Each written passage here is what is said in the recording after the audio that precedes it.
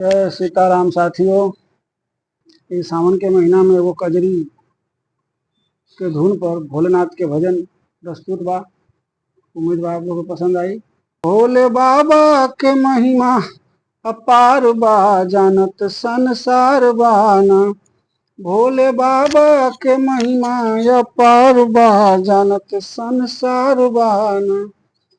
कैले बैल की सवारी बाबा हूँ डमरूधारी। जटा बीच बहत गंगा के धार बा, जानत संसार बाना। भोले बाबा के महिमा अपार बा, जानत संसार बाना। देव दैत कैले भक्ति बाबा दिहल सबके शक्ति। देव दैत कैले भक्ति बाबा दिहल सबके शक्ति।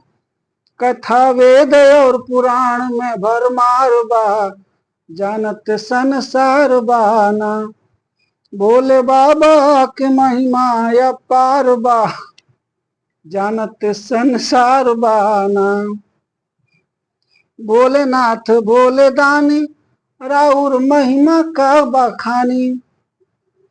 भोलेनाथ भोले दानी राउर महिमा का बखानी। कैल जेकरा पर दया नैया पार बा, जानत संसार बाना। भोले बाबा के महिमा अपार बा, जानत संसार बाना।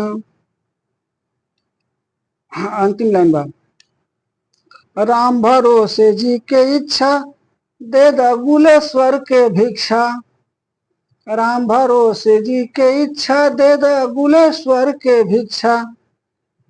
भक्ति भजन में ना लागत मन हमार बा, जानत संसार बाना। भोले बाबा के महिमा अपार बा, जानत संसार बाना। भोले बाबा के महिमा अपार बा, जानत संसार बाना। जय भोलेनाथ।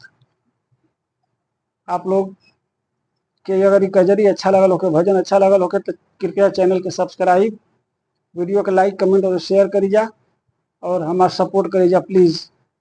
धन्यवाद।